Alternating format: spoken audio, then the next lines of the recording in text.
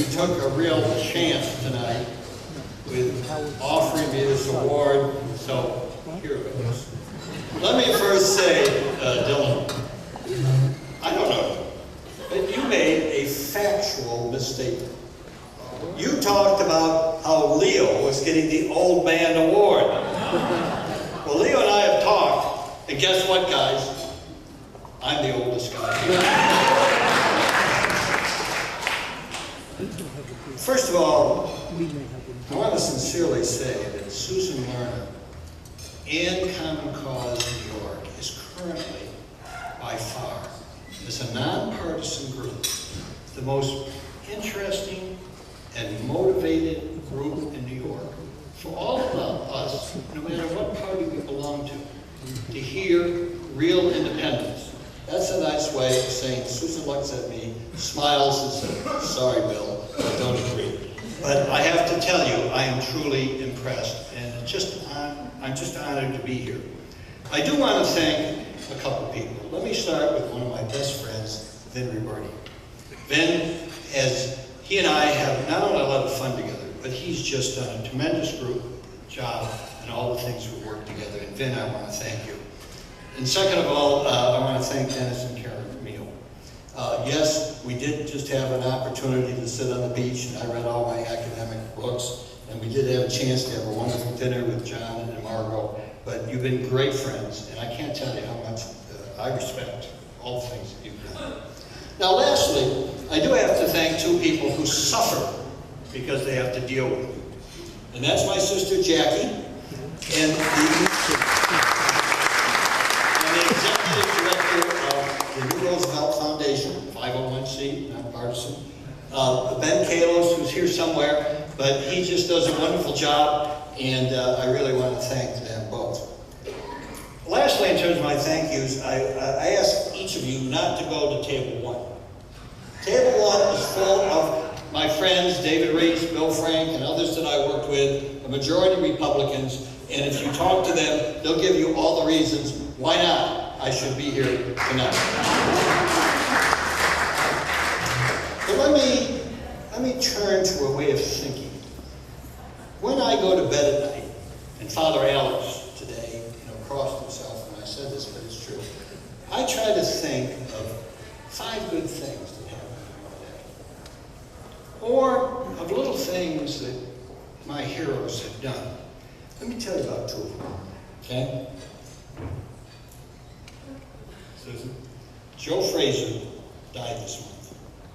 You may wonder where this is going, but bear with me. I like fights. I bought a ticket. It happens to be January 28th, 1974. I come down the elevator at, Central Park South and 7th, and there are 70 African Americans in the lobby, and I realize Muhammad Ali is in the building in the fight of his life after he lost the fight of the century and going to go to the fight. I sit and I watch. He comes down. There's 10 limos in the front, and I watch them all leave. And then I go outside. What did I see? 1 limo left. Muhammad Ali, the only man on the street. No one else there. He turns, he sees this young African-American 16-year-old walking towards him, whose eyes were like this. No medium. He walks over and he says to the kid, "Would you like to come to the fight?" He gets in the front seat and he puts this child on his lap and goes over to see the fight. That's my definition of a hero, a good person, an inspiration to think about when we go to bed. Well, let me tell you the second one.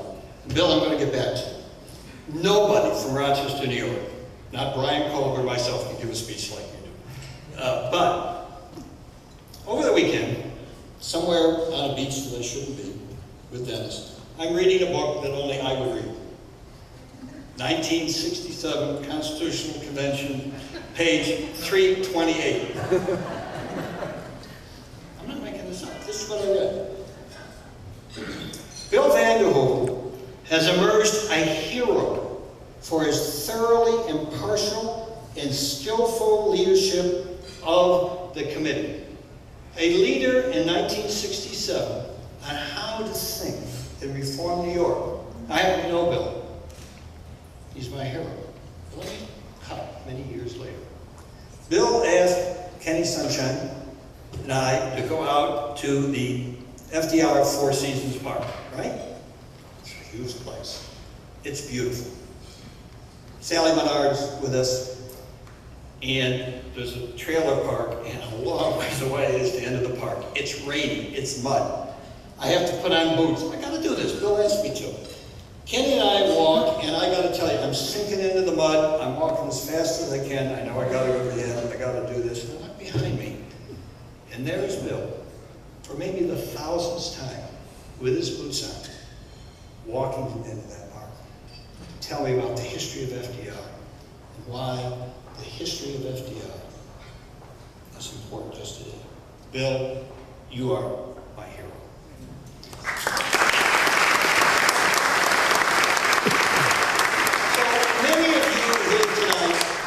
Whether you like it or not, I think of you as I go to bed. That may be Bernard Schwartz, who with every crazy idea I ever had, took the phone call, took the meeting, and is one of my heroes. It may be friends of my father's, Ed Down, Stanley Pleasant. They were always there when my dad needed it. You are my heroes. Now, let's get a little substance.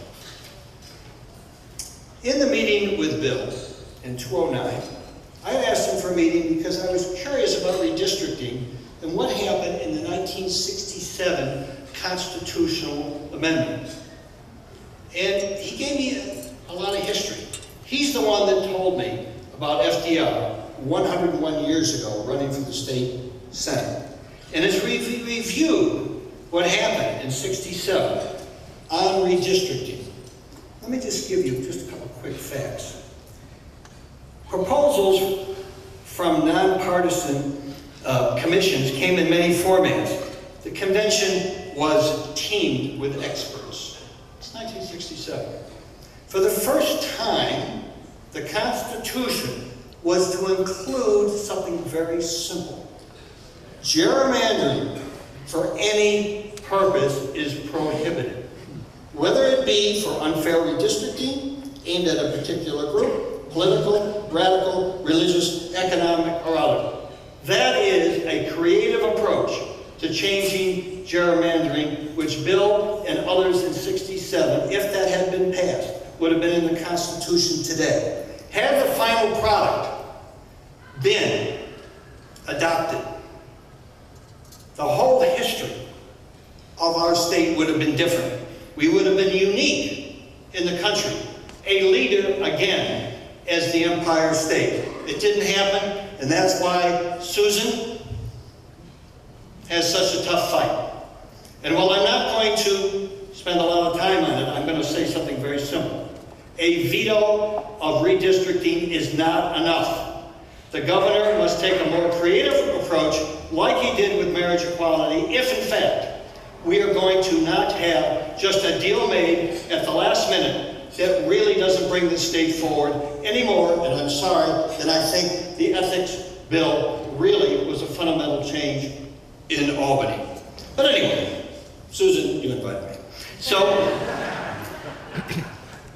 after my meeting with Bill, I thought, we're going to call this New Roosevelt. Let me just give you a couple things Roosevelt said at 28 years old when he was elected. First of all, he had a wife, Eleanor. And I want to thank Sally, Sarah, and Ann, who are here tonight, because otherwise I might not have included, Eleanor and how great and influential she was, but she was. And as Roosevelt accepted his nomination at 28 years old, he said, "I accept this nomination with absolute independence. I am pledged to no man. I am influenced by no special interest." Then he added, which I hope my friend Brian Kolb, who I'll talk more about tonight, who's the minority leader of the Assembly, he said, "I want to represent the people of these counties and no one else. I want to stay on the job. for you 12 months a year. That's 101 years ago. It's why Roosevelt is important today. Now, who was Roosevelt? Well, let's remember, it's Teddy Roosevelt and Governor Hughes, outstanding Republicans. It is Eleanor and FDR. You know who was Tammany Hall? Al Smith at 27 was the assembly leader, and Mr. Wagner at 33, the Senate leader. You talk about leadership, you talk about this state having really bright people to make us the Empire State. That's 101 years ago. And we talked with each other. Roosevelt, when asked whether he supported the Republican Governor Hughes on certain policies, said, "You bet I do.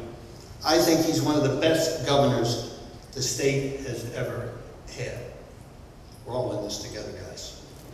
So 101 years after Roosevelt, have we really advanced the quality of our legislature? Well, of course not. We've gone backwards. That's just a fact. If the public approves today, which they seem to, of how our leaders in Albany are doing, it's only because we failed so miserably in the last 4 to 5 years. Why shouldn't New York, the Empire State, have the best and most innovative and honest legislature in the country? We are New York. One thing's for sure. If all of us, with Susan, Common Cause, don't focus on Albany and vastly improve the quality of the people who represent us, we will never return New York to having the dynamic business environment that we need. Great paying jobs, and a state, people upstate like where I'm from, and I think Dylan, you too, and Bill, and Brian, and the rest of us upstaters here tonight, don't leave. So in summary, we must build a coalition of opposites, united in mutual respect, with a goal of having the best state in the nation. That starts with a great Republican Party. We need a good, strong Republican Party. It's in everybody's interest. And that's why it's been an honor for me, on things that we'll discuss at a different time, to work with the Minority Leader, Brian Cole, and his great staff. And I'm so pleased that you came down from Canandaigua, New York, to be with us tonight. And you all ought to get to know him, because he's a good thinker. And we must talk with each other. On the other hand, there's someone sitting at my table I didn't recognize. Colin, you got to stand up. Now, the reason I didn't recognize him, Colin and his friend Nicole, I met in Albany, at Occupy Albany. I didn't recognize him. He had a hat. I did a wonderful tour. These are great, great young people. Whether you agree with them or not. And Colin put a coat and tie on. I really didn't recognize him. Whether we agree or not, we must dialogue. It is absolutely inappropriate, whether it be our governor or anyone else in Albany, not to reach out and at least talk. Show respect. Not ask them to be thrown out just because we may disagree. It's wrong. End story. Not only do we need a great Republican Party, but we need a better Democratic Party.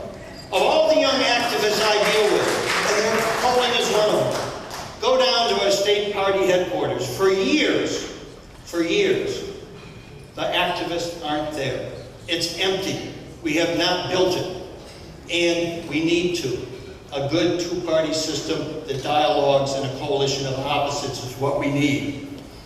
Lastly, with Professor Benjamin's genius, who tells me really how to think, we need to have the best Constitution, the best legislature.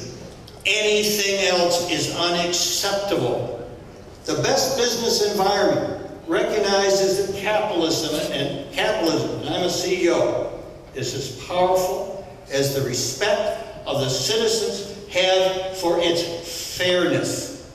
We cannot accept the mediocrity that is in Albany today, if the public approves of what we're doing today in Albany, I'm telling you that we have to change that opinion. We have to have a movement led by Susan and others, because we can do better. Now, finally, Susan, you have fire in your belly, and I love it. And it's going to be a hard fight. And I want to close with a Bill Samuelism. Did you know that in 1970, women could not vote here in New York in a Democratic primary? Well, that's me. Thank you very much.